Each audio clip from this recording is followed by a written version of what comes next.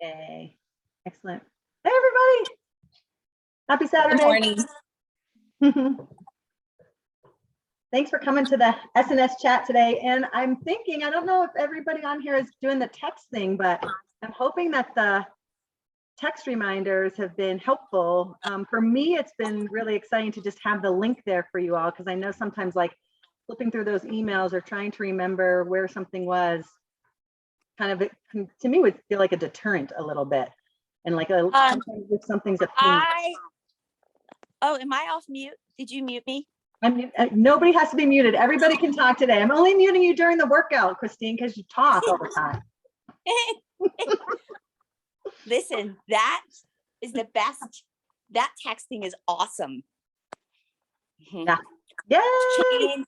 My whole, like, I can't tell you how much I like it. And I love that the Zoom link is right there, because always before I would have to go search for the Zoom link. Right.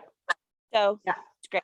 So we have Claire to thank for that. So Claire has joined my SNS team. I'm very excited to announce. So thank you, Claire. I told her it was something I've been wanting to do for 3 months, and she joined, and within 24 hours, she had me set up with the text thing. It was pretty amazing. Oh my gosh. I know. She's a gem. Love you too. Excellent. Okay, so you guys, we're like 3 months into SNS, and so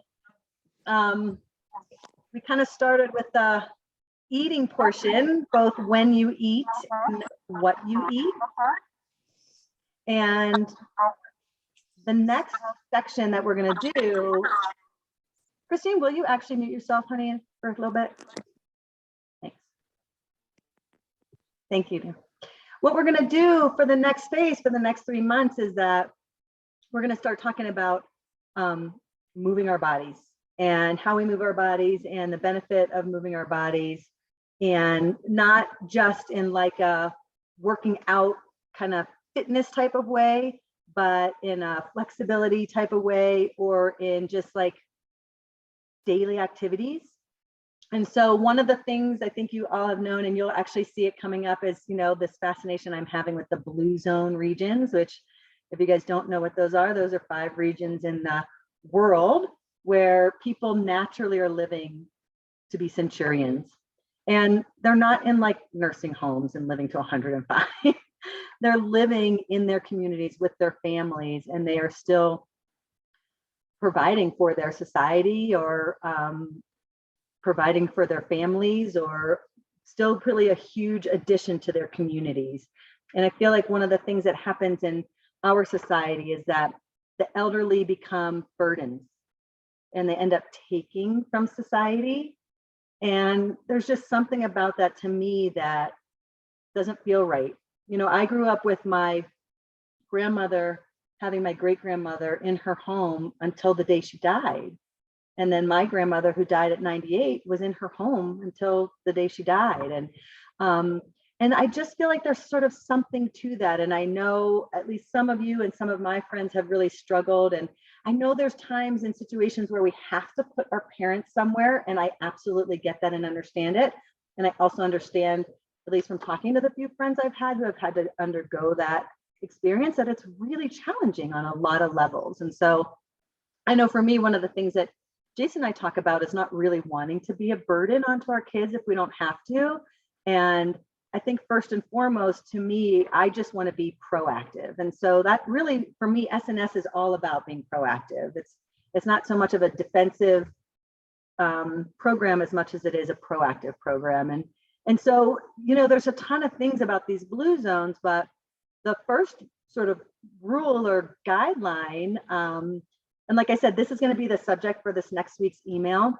And really on Monday, I'll introduce it. And Tuesday, I actually give you these, they call it the Power 9, and it's 9 things that you can do to make your own environment a blue zone.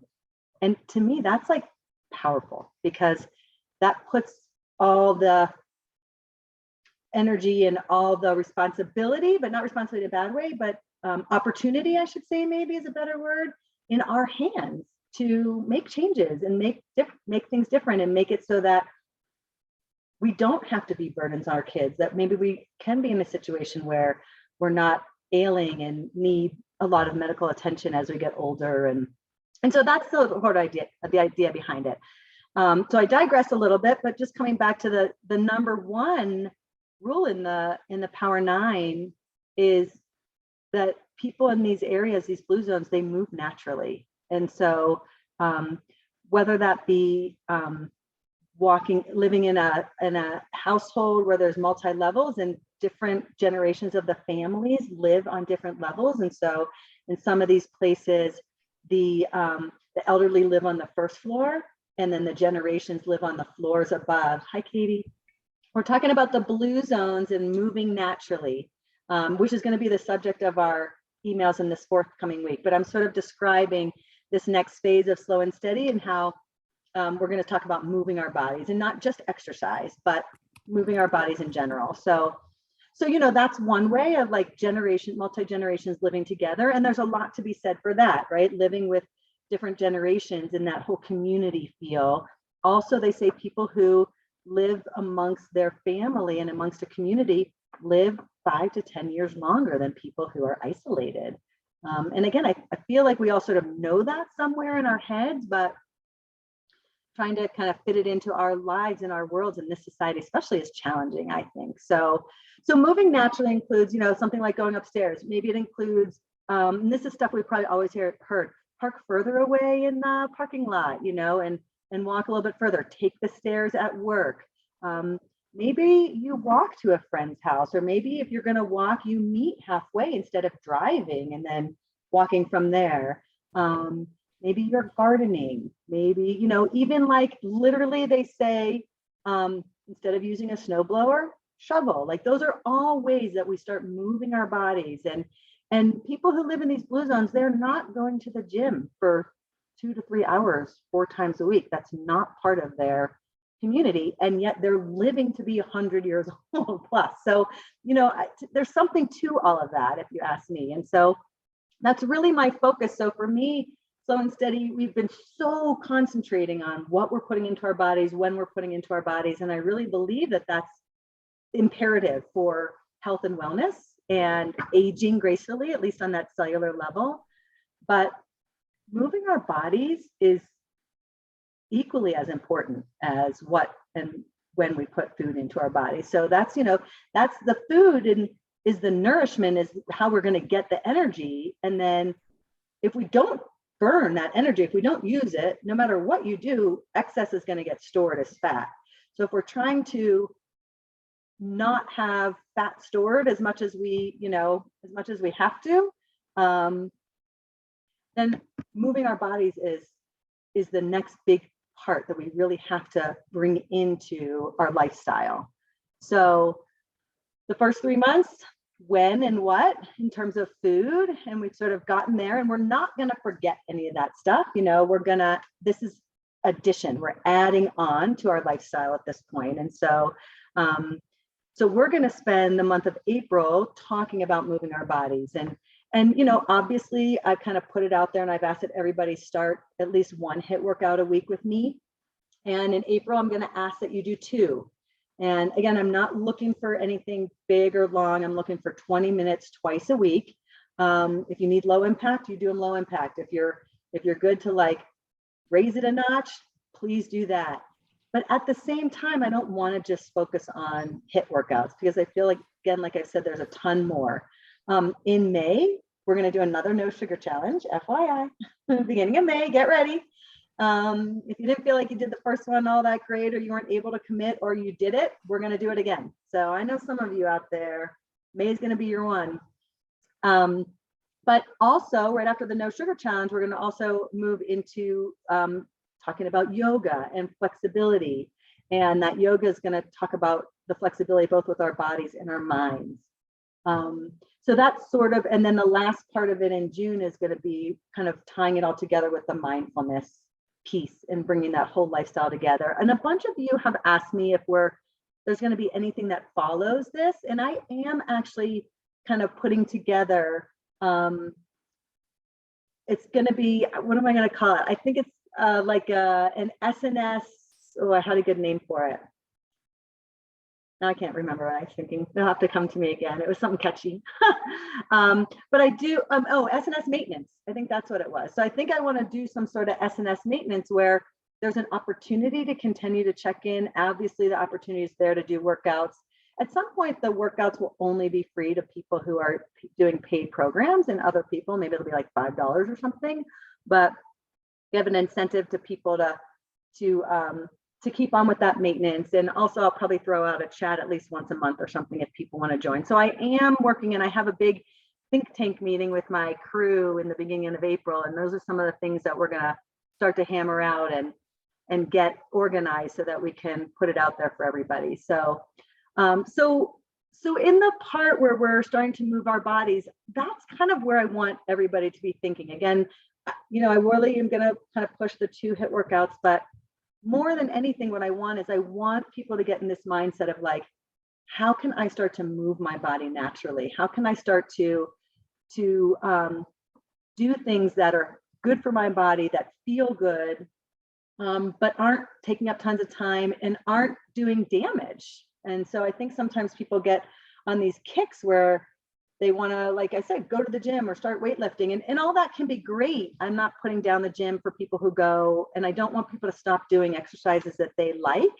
But I just want this mindset. I want to put out this mindset of really being mindful and thoughtful about how we're moving our bodies and what kind of things that we're doing that can really be helpful for us in the bigger picture. So one of the things I'm going to really focus on also is walking. And, you know, I was a runner for years.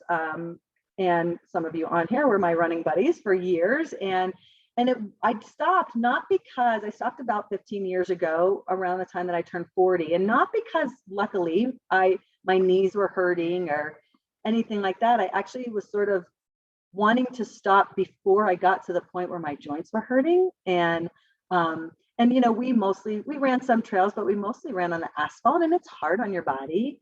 And really for me, I just kind of got bored of it. You know, I mean, I loved my girlfriends and I loved our running group, but I needed something different. And so I really kind of switched gears at that point to focusing a little bit more on yoga, but walking. And walking has become for me something that I try to do it 3 to 4 times a week if I can, but a lot of times it's that time for me where I get a chance to just allow my mind to wander. And a lot of times I find if I'm frustrated with something, or I had a really busy day or a hard case, or maybe something with a friend or a family member that I'm trying to kind of figure out, for me, I've been noticing if I can get outside and just allow not even sometimes talking to people, but sometimes more with myself, to be honest, just to allow my thoughts to kind of flow with my movement, that I figure stuff out. And way more than if I'm like laying in bed at 3 in the morning and kind of like stressed and feeling like it's like feeling really intense. And what I've noticed, if I just get into that groove, and I kind of, for a while, what I would do when I had a bunch of teenagers at home is I would come home from work and I would say hi to everybody, and I would say, I'm going to do my walk. And my walk became my transition from my work day to my family time. And I feel like I was a lot better parent because of that, to be totally honest. I feel like if I would try to come in and I didn't allow myself that transition time, that I was more short, I was curt, I felt stressed, I felt like I sort of kept looking for opportunities to like get out of the kitchen and go be by myself for a few minutes and try to regroup. And so that, I feel like for me, that really saved me. You know, some of you have teenagers, I know some of you have younger kids, but I'm not really sure that age matters. Obviously, the nice thing for me was I could leave my teenagers for those 30, 45 minutes. And that really is all I would do. I would do 30 to 45 minutes. But you obviously can't leave kids when they're younger. So I get that. So sometimes I don't know if it becomes a tag team, or if you're doing this with your partner, that, you know, one person gets to walk a few days a week and the other person goes, or maybe you figure out something else. But there's a big value in that. At least I found that there was. Yeah, that helps with transition. I'm seeing what with family, and that's what I found, Lynn, is that I think I was a better parent, and that's kind of also where I started to getting into the food thing, because I think I would come home and I would feel stressed, and if I didn't have any transition time, I would sort of go for stuff that was quick and easy, because I felt uncomfortable. I felt on edge. And so I just wanted to kind of find the quickest thing that we could eat and get it all done so that everybody would go do homework and I could, again, like try to find that time. And what I found is, like, if I was proactive, if I could preempt it and get that time before, sometimes on my walk, I would be like, what do I want to make tonight? Or what would be good? And I just would allow myself that time. And so, so that's really the direction that I would like us to go with Slow and Steady over these next couple months. Again, we're not forgetting all the stuff that we've done, and we're not stopping our eating clean. We're not stopping our 80-20 mentality. We're not stopping our intentional fueling timeframes. We're adding. And I'll be really excited to see what and how other people feel that this helps them. And I'll be excited to see that, walking was my thing, that it might be something different for other people. And so, to me, it's just finding that, that time. I had a friend who, they would actually just go and drive and sit in Buffalo Park for 20 to 30 minutes. And I was sort of like, why don't you walk? You're there, for them, they just needed to sit, and that kind of worked. And so that's not so much with the slow and steady movement aspect, but it is with that mindfulness, and it is something to help with transitions. And so I think spending a little bit of time to think what might work for you could be really helpful. The other thing I'm going to put out there, especially now that we have the text option, is a couple other people have asked me if I would be up for putting a couple of walking times, throwing it out there. And that some of the people have said that they feel like if they knew they had to meet a group, that they would be a little more likely to do it, as opposed to like, oh, I think I'm going to walk after work. If they feel like people might be waiting for them, or they might be letting somebody down if they didn't show up, that was a really good impetus and a good motivator for them. And so what I'm going to do is, in the next week or so, I'm going to throw out a survey to you guys. And if you feel like you'd be interested in doing any kind of group walking, what I'm looking for is, what days a week would work for people? Do people want to do an early morning one? Because that's the other thing. Sometimes getting up and walking, and I find that on the weekends has been really helpful. It kind of helps me set the tone for my weekend or for my day. And even sometimes it's just, what do I want to get done today? Do I want to get anything done? Or do I just want to have a day to myself? And what does that look like? And is it with friends, or is it by myself, or with my husband? And just sort of, again, allowing myself the time to let those ideas flow and let those ideas kind of come to fruition. So what I would be looking for in that survey was, A, would anybody be interested in walking with other people and meeting? And B, if so, what time frames work? And I would give options, early morning, weekday, weekend, afternoon, in the evening. And depending on when I get back from people, I'll be 100% up for getting myself, and I would probably just start at Buffalo Park, because I think it's fairly central and easy, and it's not hilly. And I feel like it's a really good opportunity, because what I'm also looking for is, I imagine if we do that people are going to start walking and talking and connecting with other people. And again, kind of as soon as I stop talking in this chat and let you all kind of be involved, that's really been one of the fun things for me. And it's been really fun for me to see it hits, where I sort of start to walk away and I'm watching some other people who might not have known each other connecting. And that's also, to me, that's the whole Slow and Steady. That's that community piece. That's the piece where we're sort of all in it together. And so, so anyway, that's the stuff that I am putting out there for Slow and Steady over the next month or so. And I think with that, I'm gonna be quiet. And I'd love, if people feel like unmuting and sharing some stuff. I would really love to hear what you guys think, or what ideas you have, or really share anything you'd like to.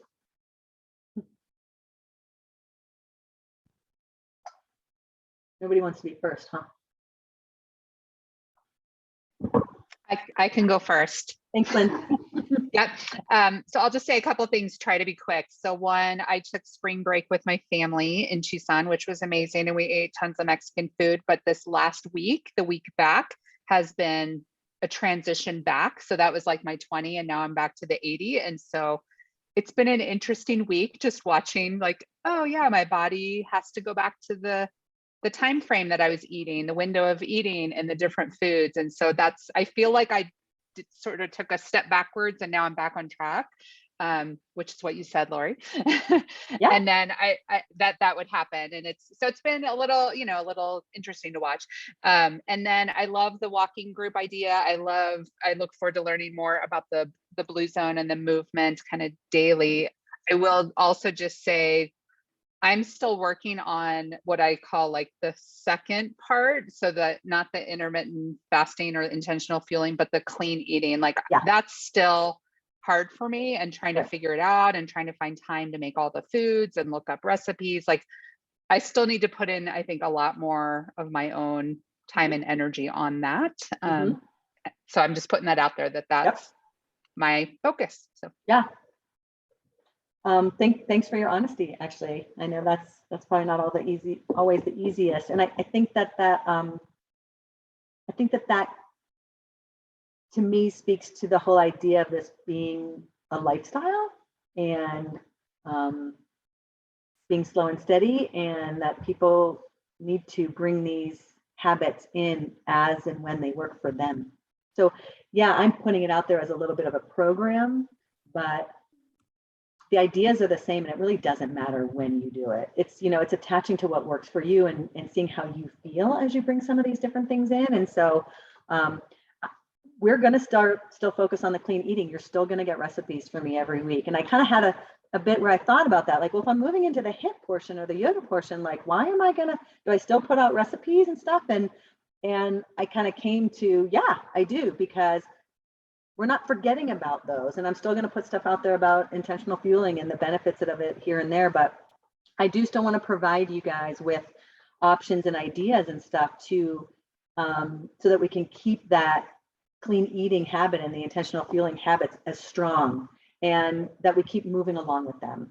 And really, at your suggestion, Lynn, as we're putting together the website, there will be an area on that website, which you guys hopefully by the end, well, it might not be by the end, hopefully now mid-April, but there'll be an area where it'll just sort of be SNS recipes. And I think we'll probably alphabetize them in some way, or I'm definitely having I've asked my media design person to put together like a recipe book for the No Sugar Challenge. And so the one in May will actually have a recipe book that either you can download or that you can easily get to.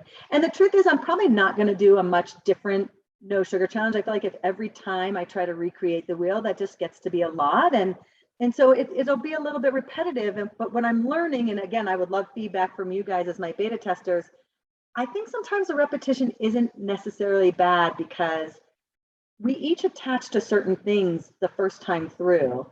And I'm thinking if we can go through a second time and you get the same information, that is just A, supportive of the first time you went through it, but B, good, yay, thanks, Annie. But B, that repetition can be important. It's in the repetition that the change happens and that the mindset changes. And so it is going to be the same. You're going to get the same emails that you got in February. You're going to get the first 14 days of May. But the difference this time is I'm going to have a recipe book attached to it. And then the website will have recipes. And so I'm hoping, exactly. Yeah, I agree with that, Lynn. We are in different places. And so I'm hoping that, my wish is that a lot of this is at your fingertips. And so that it's not hard for you to go find, or it's not kind of like Christine was saying with the Zoom links. That's really why the text thing felt really important to me with the link. Claire and I talked about what do we want in that wording, and you have a certain number of characters you can use, in your text and stuff like that. And I was like, the one important thing to me is that Zoom link's on there, because I want this to be accessible for you guys. I think the minute somebody has to go search for something, I know for myself, the minute I have to go do one more step, that could be a time where I just back out and I don't do it. And so said I made it 8 days on the No Sugar Challenge and then Girl Scout cookies. I love it. Yeah. 9 days. You can do it. I know it, Sunshine. You got this. And it's not even going to be Girl Scout cookie season. So you're going to be golden. But so, yeah, so that's I like that you brought that up, Lynn, because if that's the place that you are, then that's the place that you are. And to me, if you can still do one HIIT workout and maybe join one walking a week, that's it. Or maybe one HIIT workout a week, and then next week you're able to join us for a walk. Like, to me, it's like whatever you can do is a bonus. It's sort of like the mindset of, if you can just make your intentional fueling window for at least 12 hours, anything beyond that is a bonus. And it's the same thing with sort of the movement part or the cleaning. Whatever you can do is a bonus. So, I set goals for you guys to put out there, and they're just a baseline. They're not, nobody's getting graded, nobody's getting demerits, nobody, they're a baseline. They're goals from which you decide if that works for you and you can build on, or you can back off a little bit and be like, actually, that goal feels a little bit much for me, but I'm going to do this instead. And again, it's just not mindfulness. It's just taking the time to think about what would work for you. Some people really like the goals because they're like, I just want to be told what to do. And that's great. I'm happy to put those out there. Other people, they need to go at a different pace. And that's the same as like the HIIT workouts. Like, if the jumping doesn't work for you, and, then you don't jump. Like, that's okay. You're still doing it. You're still moving your body. You're still getting something out of it. So, okay, zip, next. I wanted to check in and let you know I'm finally seeing a tiny bit of weight loss, despite the Girl Scout cookies and despite my trip to Tucson over spring break, and where I ate everywhere I used to love to eat. Yeah. But yeah, and part of it, I think I've settled into a 10-hour eating window. Okay. And I was really trying for 8, and I was just miserable, and it was so hard to happen with a family and a young kid. Yeah. But settling into 10 and accepting like, hey, this is okay right now, and maybe I'll try 9 later. That's been helpful. And also with the no sugar challenge, even those 8 days, I got something out of it, because my husband and I decided we weren't going to bring any added sugar into the house after that. But I also didn't throw out all of the sugar. We've just been like eating kind of our way through it and not bringing it back in. So that has been helpful. And I'm still allowed sugar, but I have to go out to get it. So for instance, yesterday we picked up the kid and we went to Dairy Queen, and we haven't done that in forever, but it's not in my house. And I'm still allowed to have it. It's just not here. So, and I'm not feeling the cravings for sugar as much as I was either. So, even though I wasn't like exactly successful, there was definitely progress. I think that's a great idea that you guys did that. That was really wise. So you're kind of whittling away at what you had, but you're not bringing any more into it. Very smart. Wow. Love it. How about other people's experiences or things along those lines? I think So, we. go ahead. a very similar thing. Oh, are we Go talking again? I did a super similar thing in that we are using up what we have, and part of that felt good because of all the food insecurity that we're reading about. And so, Laurie, I had a question for you about that food. When we do make choices at the grocery store, and I feel like food is more expensive for all of us. And what organic produce, or if organic produce, should be something that we look at, or is that something that we don't even need to worry about? That's a really good question. I'll find that there's a pretty good list out there, a couple of different lists out there. We do that organic produce. So I have not always really done the organic produce thing, to be honest. Instead, we kind of bring stuff home and wash it and rinse it, and things like, I think it depends. Things with like pretty thick rinds, I don't feel like you really need organic, particularly, is what a lot of people say, because that stuff's not really seeping in per se if you're peeling off the peel. And that the fruit, yeah, exactly, the dirty dozen, right. And we put that out there in one of the emails early on. It'll probably come back through the no sugar challenge thing. That is a good reference. You're right. That's a good one. And we've actually already used that. But I don't know. I tend to just wash our stuff and rinse it and don't do the organic stuff. Some people are saying, yeah, they do strawberries or one thing. I feel like you just have to do what works for you with that. Yeah. Especially right now, you know, prices of everything are really high. I mean, It buying is, yeah. avocados is like ridiculous right now, you know, and so here we are telling like eat avocados and eat coconut and olive oil. Meanwhile, like it's getting crazy expensive. And so I kind of feel like you have to maybe that trade-off between expense for some people and organic is that's sometimes a trade-off I would make. I would probably buy if I wanted the food and I felt like the food was important, I probably would skip the organic necessarily and just make sure I'm peeling or I'm, you know, washing and rinsing as much as possible. Yeah.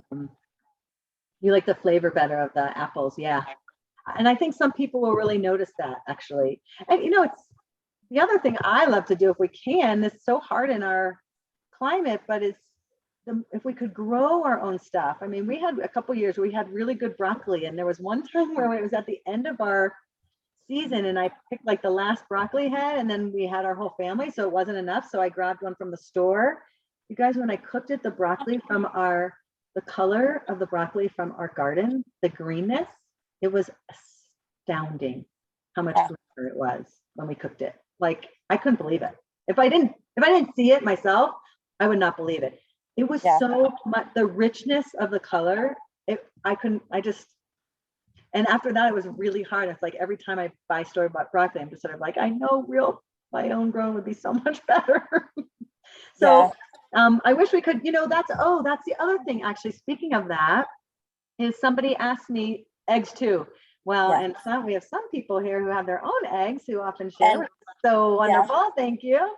I used to love when we had chickens and our own eggs, not really the coop so much I didn't love in monsoon season, but the eggs are fabulous. So getting to the coop, we had these old big rain boots that like literally our kids were from the age of like 6 to 12, and we just had one pair of rain boots and everybody put on the same pair and sloshed through the muck to get to the chicken eggs, but they really were fabulous. So but we talked about in one of our chats recently CSA, and I will go probably this week talk with CSA and see if I can't convince them like I did Proper to give Slow and Steady folks a discount. And we also talked about the fact that you can share orders. And so it might be something where two families, or if there's not a family, but two adults that are doing Slow and Steady want to share an order, then we'll see if they would be up for that. And then Christina's saying my mom is looking up another co-op option too. Okay, is there another one in town? Is that what she's looking for? Unmute yourself. Let me hear what you have to say. We were just talking about this yesterday. And by the way, she is one of the most fit people I know. And she said she wants to do the next 6 months with you, because I've been like forwarding your emails and she's so into all of this stuff. But she said there might be an even better option for us besides that local CSA. Oh. So I'll let you know as soon as I know more. Oh, I would love that. Thank you so much. Please do. Wow, that's awesome.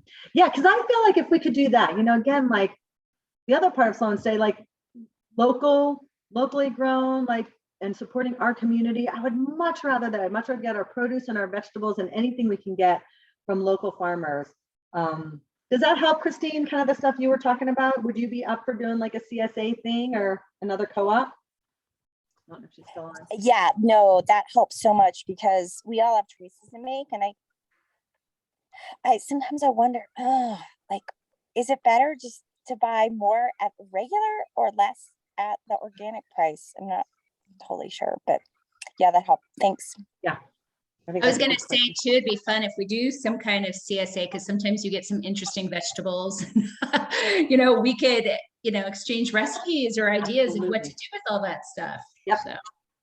Yeah, and I actually did it years ago, and that was why I stopped. Actually, my kids were too young, and I wasn't at a place in my career or in my family life where I had the time to look up recipes and could try a bunch of new stuff with like the collard greens, or I mean, so many greens. Which now, exactly, farmers market too, it's a great place. But now I feel like I have like the time and the desire to like, let's figure out how to make some of this stuff. Let's figure out how to do it where it's good and we can, you know, what we're adding into it is really healthy. And so that it becomes more of like a win-win. Yeah. So I'll be excited to do that this summer and this spring and summer, and definitely be excited to share all that. But also I'm always 100% open with anything you guys know of or want to share in my direction. Please, this is not the Laurie Perrin show in like this one-way direction. I really would love the ideas and the feedback. So that's so helpful. So thank you. Yeah, farmers market. I can't wait. And so I'm thinking, well, we still have the one where we know the Sunday one by the library, but now there's one over in that new Pine Forest, the new Pine Forest parking lot, right? On Wednesdays, is that okay? And so we're thinking I know that's been there the last couple years. Mhm. I haven't gone to that one a ton, but is it similar to the one that's on Sundays? A little bit smaller, maybe? It's I think smaller. I also think, don't they sell more like non-food items at that one? Non-food items. Oh, maybe I don't know. I think it's I think they have a more little more of the sort of sunny side community Right. market. They include some of that, but the main thing is they just have fewer vendors that come up on Wednesday night from like the Verde Valley, or they don't have enough. They're a smaller farm, and so they don't have enough to do 2 a week, so they just come to the Sunday one. I see. Mhm. Yeah, I want to go check that out again. Yeah, that'll be cool. So yeah, usually Wednesdays and Sundays. We'll be looking forward to that. Mhm. Oh, and I have one more thing. Yeah. If anyone is planting a garden and wants horse manure or really good fertilizer, I'm looking at piles of it right now. And some of it actually is awesome. Like it's been sitting out there for years. So it's just kind of turned into really rich soil. Okay. If you want it, it's all yours. As much For as real, you- because I might actually put something out then in a news, like in one of my stuff one of my little emails to you guys with where I kind of go through the chat. Do you want me to put that out there and offer it? Yes, it's super easy to access on my driveway. And the only thing, just tell me when you're coming because my dogs will bark at you. But other than that, bring the kids. They can give my ponies apples and it's all good. And you can have good soil. That's a great, okay. I might get some from you too. Okay, Yeah. I might put that out there. Thanks, Christine. That would be good. Sure. Does anybody here do gardens? Does anybody garden? No. Calhouns, do you guys, Calhouns, do you guys garden?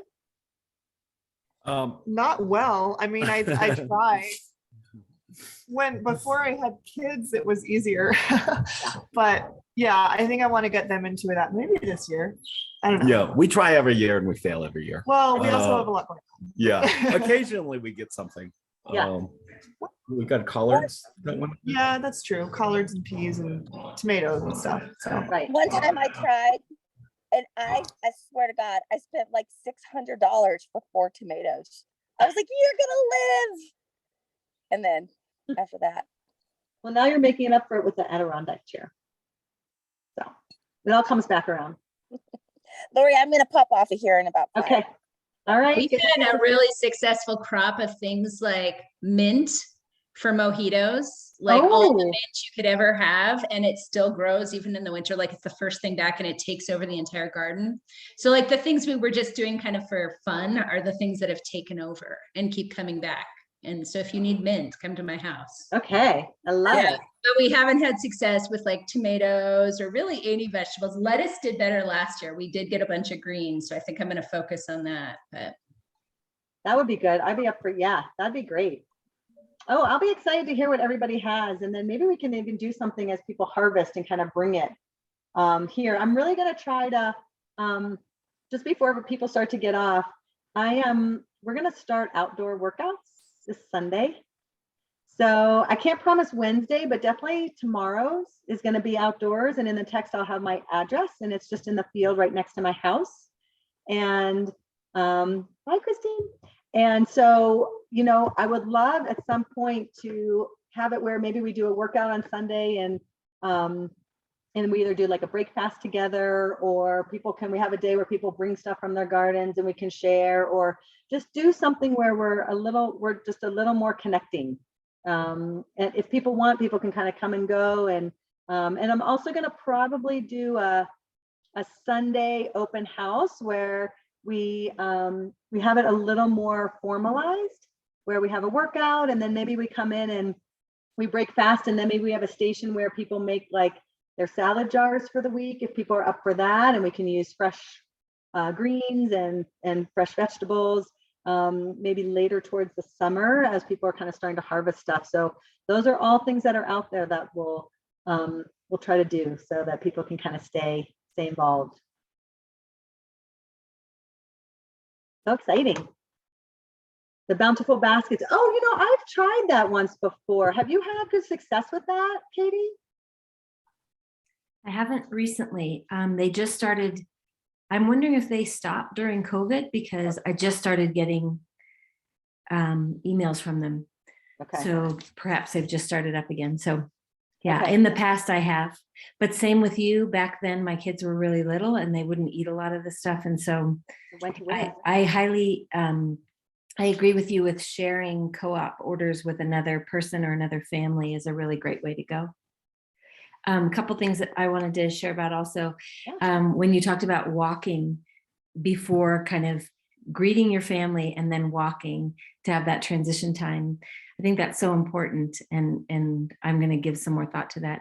The other thing I love about walking either solo or with a friend is, especially when we're going through hard things, like you said, like you're trying to work through an issue with a family member or friend or something. There's something about literally physically walking forward and leaving whatever it is behind. It just, it goes behind. And I find if a friend is going through something hard and I'm walking with them, it releases, versus like when you're sitting next to each other talking about a really hard thing, it like sticks and doesn't move. So I like that. I like that. I also like how you're using wording like intentional fueling. Whenever I can reframe something in the positive, like I even reframe the no sugar challenge. You do. I do. And right now, the What do you best I call can it? come up Sugar. with What do you call it? You is call it the best I can come up with right now is beyond sugar. That's what you always write. Yeah, I like that. Because there's so many things I've had to let go of: caffeine, alcohol, just so many things that don't work for my system. If I feel like I have to let go of one more thing, and sugar is definitely my addictive thing, then I rebel and I do the exact opposite. I eat more of it. And so to go back to what you're saying about the no sugar challenge in May and kind of repeating what we've done before, I highly agree with that, because my first beyond sugars I've done with you, were not successful. I totally wanted sugar more, ate more sugar. It had the opposite effect. But I'm eating very little sugar right now, and that is monumental. And when I start getting in that deprivation, restrictive mindset, I just do the opposite. Yeah. So thank you for that. Loving your texts, that's super helpful way for me to remember, because otherwise it just gets lost in the shuffle. And then the last thing I'll say is natural movement. I love the way you're wording that, because it doesn't have to be a forced regimen. It's really, like you said, using movement as a way to create community, to connect with ourselves, to connect with others, all that kind of stuff. And the last thing I'll say about movement is I was a gymnast in high school, well, for 10 years. Into college, that is a very limited sport. And so I learned early on that if I was going to be able to move, I had to adapt. And when gymnastics didn't work for a 20-year-old body anymore, I had to choose something different. And when movement of some sort doesn't work, like you said, for running, you know, at about age 40, ready to move on to something else, instead of seeing it as like, I don't know, like our bodies are failing us or something, that we can't do that thing anymore.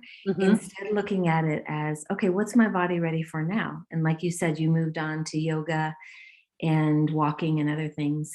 And what has worked really well for me is anything in the water, because nothing hurts. Nothing hurts when I'm in the water.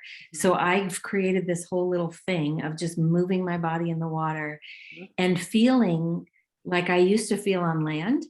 I can do anything in the water.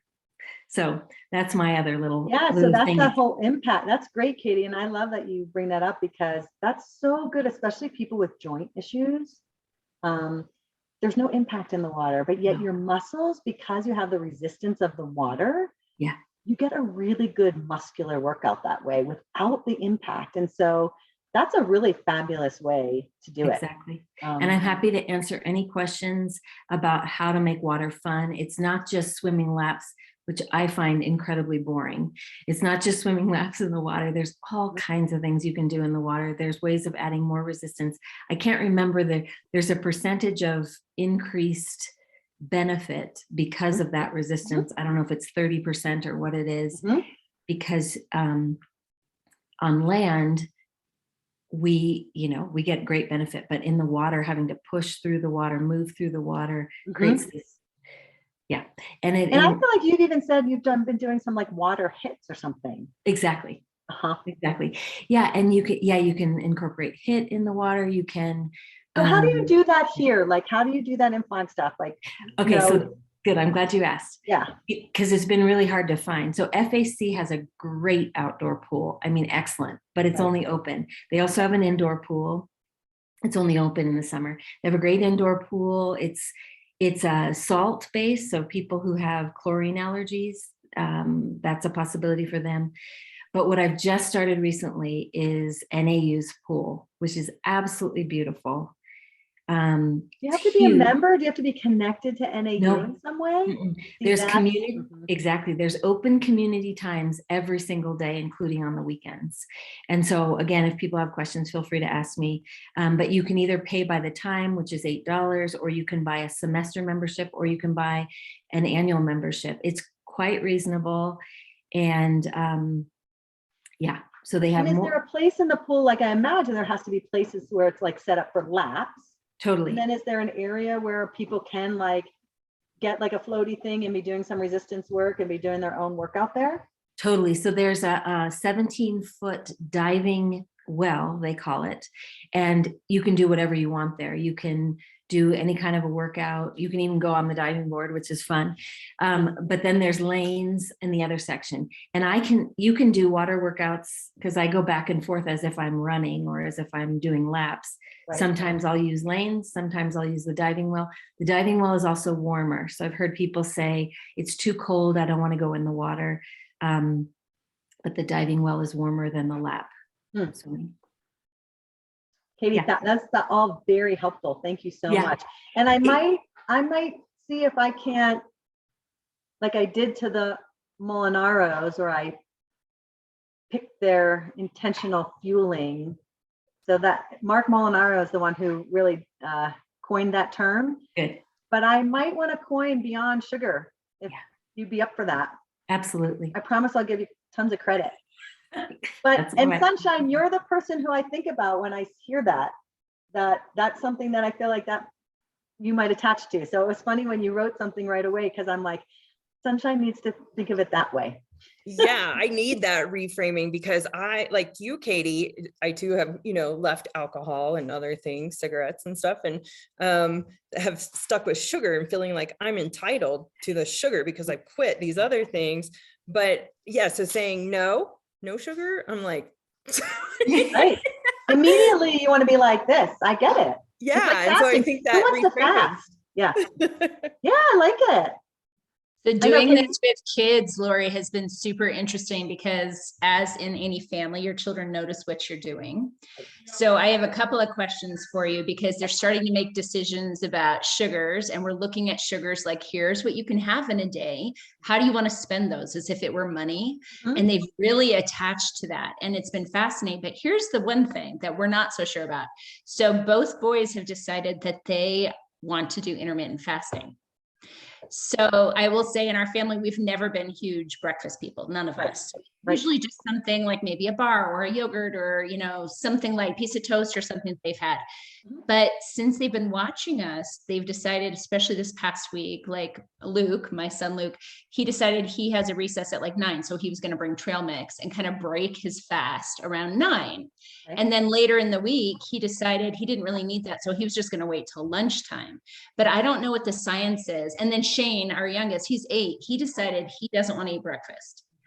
So Luke Calhoun, if you see my kids wandering around aimlessly like they're lost, that might be why. They have no food in their system.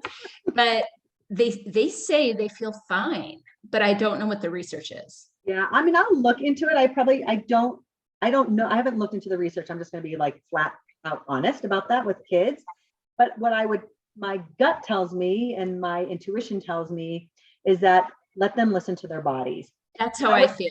And I'll tell you, we have a bunch of kids too that, some of them did not feel like eating in the morning. And sometimes I would literally fight with Sam before, like, especially when he was at basis and he's taking a ton of exams. I'm like, you need something in your brain before you take those exams. And now I'm sort of like, he's actually probably clearer if he doesn't have something in his brain. Yeah, To be right. really honest, to take those early morning exams. But the one thing I would stress to them is, I don't want them to be hard on themselves, and I don't want them to have it be restrictive at all. So that if they get home, like they don't want to eat till lunch and they feel fine, that's fine. Eat lunch, come home, eat dinner. And then if they're hungry before bed or something, or they feel hungry, or you're noticing that they're sort of grouchy, they should eat. Because they might, depending on what they do in their activity, they might need a little bit more than like we may. So I would just like have them approach it with grace, and that you guys approach it with grace as well. And not at all from a restrictive fashion. It's like, if this feels good for you and this feels like it works, but the minute it doesn't feel good, or you feel hungry, or you are hangry or grouchy, let's get you some food. And let's make sure that choice is a healthy choice. Like, don't go get sugar, because that's going to make you feel worse, right? So let's get something with some healthy fat and some protein. So I'm sorry, you were going to say. Well, I was just going to say, this is learning for all of us, and it's kind of experimenting with what works for you. So like the other day after school, they had some leftover Valentine's candy, and I was cringing because it was that Fun Dip. You guys know the Fun Dip. I remember Fun. I love straight up sugar, right? It's straight up sugar. And it was interesting. So Luke, my older kid, looks at it, he goes, okay, 19 grams of sugar. That puts me under my daily sugar, and I haven't had any refined sugar today. So he's very logical. And then Shane goes and gives it a try. Shane couldn't even finish it. He's like, this is disgusting. Yeah. And then Luke ate it, but he made like a conscious decision to eat it. And I was like, that is what I want for my kids. Like, eat the sugar if you want the sugar, but notice how it makes you feel. And notice that just like with anything, it's budgeting. You're not tricking yourself by sneaking candy, and even as an adult, right? Hiding in the pantry, like, I'm going to have my chocolate while the kids aren't looking. I'm not tricking my body. And I've been telling that to my older son, who will like sneak something. Right. Yeah. Like, well, and I think that the really interesting thing for them to then notice is, how does he feel after it? Mm-hmm. Is there like this high and then a crash? Is there a stomach ache associated within the first 30 minutes? Is it like, how does he feel? Does he feel nothing? I mean, just whatever it is, I feel like there should be a mindfulness about that. So I think that's fabulous what you guys are doing. What's the number that you told them for the day? What's the number of their? So we did, we said, like, for adults, the max that we are going for is 30, right? Yeah. So Luke has made a goal for himself that you are doing under 30 this week. Okay. And then next week, he said he wanted to try doing under 20 and under. Okay. And then for him, carbs are a thing. So as he eats a piece of toast, he loves his bread, but I'm not sure that really works with his body. Like, we see a reaction with him that he's starting to notice. So he said, I'm going to just have 2 servings of bread a day and see how that makes me feel. And then maybe next week. So it's kind of like, I love how they're playing with it, and they're becoming very self-aware, which I feel like that's what we're doing. Like, Mark and I, we mentioned this before, but we're starting to see like weird reactions to food that we never noticed before, right? Like, you go out for dinner or something and you just feel awful afterwards. Yeah. That I don't know why, but now, since we've been more careful about our eating, we're noticing more, definitely intensely than we ever did before. Yeah. Jason and I had the same conversation this week, because we kind of feel the same way. And he almost was like, it's almost a little bit depressing in a way, it's like, what the heck? Like, I'm eating all this stuff that's good, but then it's almost like, I feel like my 80-year-old grandmother, who all she wanted to talk about was, I can't have garlic, I can't have onions, I can't have that, it's like, oh my God, what can you have? And why are we talking about your bowels all the time, So, but at the same time, the mindfulness is like beyond amazing to be aware, and the awareness. Oh, Eileen, are you gonna say something? Yeah, I was wondering if anyone noticed that, when I did the no sugar challenge, my skin like super cleared up, like redness. And then the last couple of weeks I've been traveling, and like one situation there was like a chef, so I just decided I'm going to eat dessert, and the redness came back. So it's interesting how that just really was a huge thing for me to realize, is like it's causing inflammation, so in your face, right? Immediately. So literally. Yeah. So that was a good for me, and that's the hardest thing for me. Like I can do the 8-hour window, I can do a lot of different things, but the sugar is the absolute hardest thing for me. Exactly. Yeah. So I'm with you. I was going to say that Katie. it's called rosacea. Christina's right. And it's actually linked to sugar and alcohol. And you almost wonder if it isn't the sugar and the alcohol, because most people would have linked, for years, people have linked rosacea to alcohol. And I have a feeling, because you are not the only person who has said this in our group at all. Many people have noticed skin changes. Yeah, and I don't really drink, so it definitely isn't alcohol. It has to be sugar. Yeah. Yeah. Yeah. That's fascinating. To me, that stuff is fascinating. Oh, thanks for joining, Sunshine. Good to see you. It's fascinating. I think all the stuff that we're noticing, to me, it's just like, it gets me so excited because it's power, right? It's where we have control and where we can make these choices for ourselves or help our kids. And Christina, I love what you're doing. I worry a teeny bit, not how you guys are doing it. I worry a tiny bit like I actually love how you guys are doing it, because I worry with kids that we give a message that is about restriction, and that is about that there's something bad if they do certain behaviors, that they're bad or wrong, and that was is getting that message anyway. So we decided to start writing the script with him. He was getting it from the world. We were shocked by the stuff that was coming out from his mouth about his body image and his food messaging. And he wasn't hearing that at home. So we're trying to be more intentional about the kind of language that we're giving food around here. And I love what I'm seeing in them so far. I love it. I love it. How your kids looking at their sugar. Exactly. It's the whole intentional thing. It really is. And budgeting. I mean, it's just budgeting too. I think really, for boys, especially, that logic of like, okay, it seems to really go with their brain. Yeah. Oh, thanks, Katie, for that.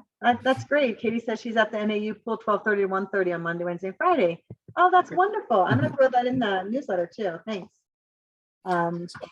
I was going to say a few things. Yes. One is because I'm diabetic, I haven't been able to join Chelsea on the fasts. So I've just been eating healthy, and we've eliminated sugar since February 1st. So we're now on a month and a half with no added sugar, and we just cleaned out our fridge. That's how we did it. And then for breakfast, because I can have it and Chelsea can't, and this might be an option, for your kids if they want something that's healthy, but they don't want to take the IF plunge, is I just do a slow carb and fat. So like maybe a veggie omelet with some blueberries, or like garbanzo beans are really big in our family. Plain Greek yogurt that's not sweetened, mixed with like some small figs and peanuts, are really slow acting, and they just make me feel full and energized all day. And so that's a way around it that's felt pretty healthy, and been kind of in solidarity with Chelsea while she's doing the IF, is like, I'm at least not able to just eat whatever I want. Like I try to eat something healthy. And the cool thing is that as an added benefit, things do taste a lot sweeter, is what I've noticed. So like the blueberries now taste super sweet, like candy sweet, which is a weird side effect. And even like sparkling water that has no sweeteners in it, I will like have to check the ingredients like 3 times, because suddenly my tongue has become super sensitized to anything that's sweet. Totally. One thing, 100%. We went to Salsa Brava for dinner last night, and we had that peach habanero thing, which we used to love. And I swear they put sugar in it, because I couldn't even finish it. It was so sweet.